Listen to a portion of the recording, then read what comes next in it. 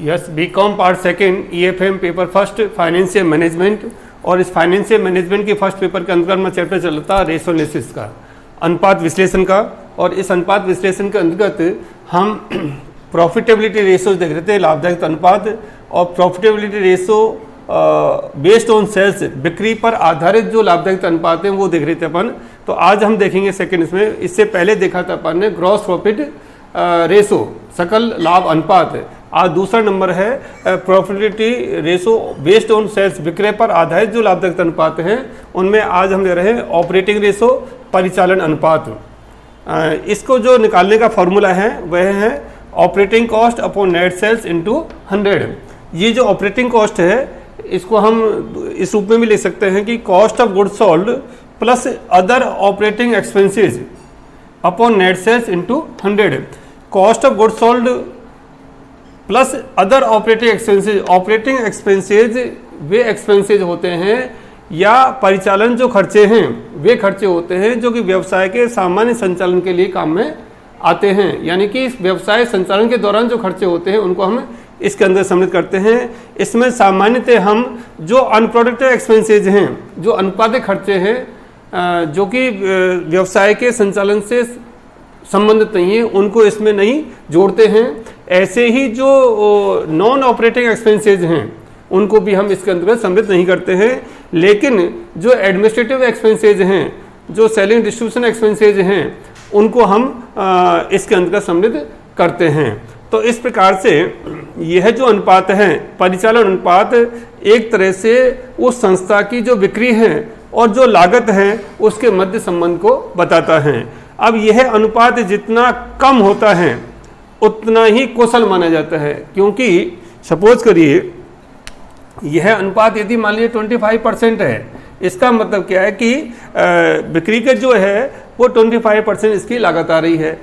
इसका मतलब जितनी कम ये अनुपात होगा उतना ही अधिक कुशल माना जाता है, क्योंकि ये जो अनुपात है, ये जो लागत ढांचा है, जो कॉस्ट स्ट्रक्चर है उससे संबंधित है। और इसको यदि हम 100 में से माइनस कर दें, जैसे 100 माइनस 25%, ये आ जाएगा 75% प्रॉफिट, ऑपरेटिंग प्रॉफिट रेशो आ जाएगा, जो हम नेक्स्ट वीडियो में पढ़ेंगे। इसका मतलब ये हो गया कि यदि जो ऑपरेटिंग रेशो है, परिचालन अनुपात है, वो जिस संस्था का कम होगा वह संस्था अधिक कुशल मानी जाएगी।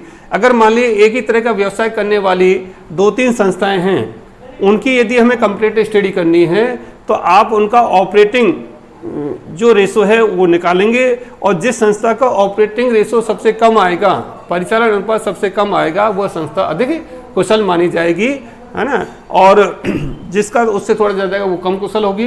तो इस प्रकार से आप ये कह सकते हैं कि जो ऑपरेटिंग रेशो है ये उस संस्था की जो लागत ढांचा है उससे ही संबंधित होता है, और बिक्री के अंतर्गत उसका अनुपात हम तय करते हैं। अब यहाँ पर मैं एक एग्जाम्पल ले रहा हूँ, उससे आपको और स्थिति क्लियर हो जाएगी। जैसे सपोज करिए सेल से आपकी 2 लाख रुपीज़, 2 लाख रुपए की बिक्री है, कॉस्ट ऑफ गुड्स सोल्ड है आपका 1,05,000 रुपये का है, और ऑपरेटिंग एक्सपेंसेज आपके 25,000 के हैं। ये ऑपरेटिंग एक्सपेंसेज आपको दे रखे हैं, कॉस्ट ऑफ गुड्स सोल्ड भी आपको दे रखी है। तो आपको ये सेकंड नंबर जो फार्मूला है ये आपके अप्लाई होगा। तो हम इसको यदि इस फार्मूले के हिसाब से सवाल सोल्व करें तो कॉस्ट ऑफ गुड्स सोल्ड दे रखी है आपकी 1,05,000, 1,05,000 प्लस अदर ऑपरेटिंग एक्सपेंसेज दे रखे हैं आपको 25,000। ये हो गया अपॉन नेट सेल्स कितनी है 2 लाख रुपीज़। जो सेल्स है इसी को हम नेट सेल्स मान रहे हैं, क्योंकि आपको सेल्स रिटर्न या और दूसरे कोई डेटा नहीं दे रखे हैं। तो जो सेल्स है वही अपनी नेट सेल्स हो जाएगी। तो इसको यदि हम सॉल्व करें तो 1,05,000 प्लस 25,000 ये हो गया आपका 1,30,000 अपॉन 2 लाख इंटू 100। इसको यदि हम सॉल्व करेंगे तो ये आ गया 65% कॉस्ट आ रही है। ये अनुपात अधिक है 25% की तुलना में। इसका मतलब ये संस्था अधिक कुशल नहीं है। और यदि हम इसको 100 में से माइनस कर दें, 100 माइनस ऑपरेटिंग रेशो को 65, तो ये आ गया आपका 35% आपका क्या हो गया ऑपरेटिंग प्रॉफिट रेशो आ गया। तो इस प्रकार से इस एग्जाम्पल के हिसाब से इसका जो ऑपरेटिंग रेशो आया वो कितना आया 65%। ओके, नाउ नेक्स्ट एग्जाम्पल और ले रहे अपन। सपोज करिए सेल्स दे रखी है 3,10,000, सेल्स रिटर्न है 10,000, कॉस्ट ऑफ गुड्स सोल्ड देखा आपका 2 लाख रुपीज़ और ऑपरेटिंग एक्सपेंसेस दे रखे आपके 40,000। यहाँ पर वही सेकंड फार्मूला अप्लाई होगा कि ऑपरेटिंग कॉस्ट के अंदर हम कॉस्ट ऑफ गुड्स सोल्ड और अदर ऑपरेटिंग एक्सपेंसेस को जोड़ते हैं। तो कॉस्ट ऑफ गुड्स सोल्ड यहाँ पर दे रखी है आपकी 2 lakh rupees plus operating expenses दे रखे हैं आपके 40,000 अपॉन नेट सेल्स है। अब चूंकि इस एग्जांपल में सेल्स कितनी है 3,10,000, बिक्री है आपकी 3,10,000 रुपये की। अब इस बिक्री में से जो सेल्स रिटर्न है विक्रय वापसी है -10,000, ये आप माइनस कर देंगे, यानी कि जो टोटल सेल्स है 3,10,000 रुपये की, इसमें से आपको सेल्स जो रिटर्न है 10,000, बिक्री वापसी जो है 10,000 रुपये की, इसको कम करने पड़ेगी, तब जाके आपकी नेट सेल्स आएगी। तो हम यहाँ क्या करेंगे 3,10,000 में से -10,000, तो ये होगी आपकी नेट सेल 3 लाख रुपीज़। तो यहाँ पर हम लिख देते हैं net cell 3 lakh rupees into 100। अब यदि इस क्वेश्चन को हम सॉल्व करें तो 2 लाख प्लस 40,000, तो ये हो गया 2,40,000 अपॉन 3 लाख इंटू 100। ठीक है, अब आप देखिए इसको सॉल्व कर लीजिए। 3 0 से 3 0 गई, 2 से 2 गई, तो 8 3 24, 80%। इसका ऑपरेटिंग जो रेशो आया वो कितना है 80%, जो पहले हमने 65% निकाला उससे ज़्यादा है। सपोज करिए ये ए संस्था है और ये बी संस्था है, जो कि सेम बिजनेस करते हैं, एक ही तरह का इनका व्यवसाय है। और यदि हम इन दोनों की तुलना करें तो आपका ए का तो आया था 65% ऑपरेटिंग रेशो और बी का आया था 80% ऑपरेटिंग रेशो। तो मैंने आपको बताया था कि जिस संस्था का ऑपरेटिंग रेशो कम होगा वो उतनी ही कुशल मानी जाएगी।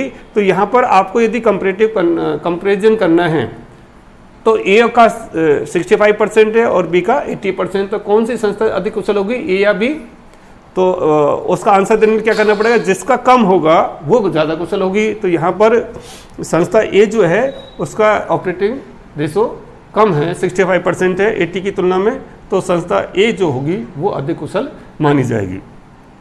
इसका यदि हम ऑपरेटिंग प्रॉफिट रेशो निकालें तो इसका आ जाएगा 100 माइनस 80, 20%। ऑपरेटिंग प्रॉफिट कितना है 20% और इसका आया 30%, 35%। तो आप देख सकते ये प्रॉफिट ज़्यादा कमा रही है तो ये ज़्यादा कुशल होगी, और इसका प्रॉफिट कम है तो ये उससे कम कुशल हैं। तो इस प्रकार से आप ऑपरेटिंग जो रेशो है वो आपको बताएगा कि संस्था की जो ऑपरेटिंग जो कॉस्ट हैं वो बिक्री के साथ उसका क्या संबंध है, उत्पादन जो लागत है या जो संस्था की जो लागत है, जिसमें कि हम जो ऑपरेटिंग जो एक्सपेंसेज हैं वही जोड़ते हैं, जो नॉन ऑपरेटिंग एक्सपेंसेज हैं, जो अनप्रोडक्टिव एक्सपेंसेज हैं, उनको हम इसके अंदर सम्मिलित नहीं करते हैं। अब नेक्स्ट वीडियो हम देखेंगे कि ये जो ऑपरेटिंग रेशो है इसको हम एक्सपेंसेज रेशो भी कहते हैं, क्योंकि जो एक्सपेंसेज हैं वो विभिन्न प्रकार के होते हैं, उनका हम अलग अलग भी सेल्स के साथ में अनुपात ज्ञात कर सकते हैं। तो ये चीज़ें हम नेक्स्ट वीडियो में देखेंगे। तो आज के वीडियो में इतना ही। Thank you.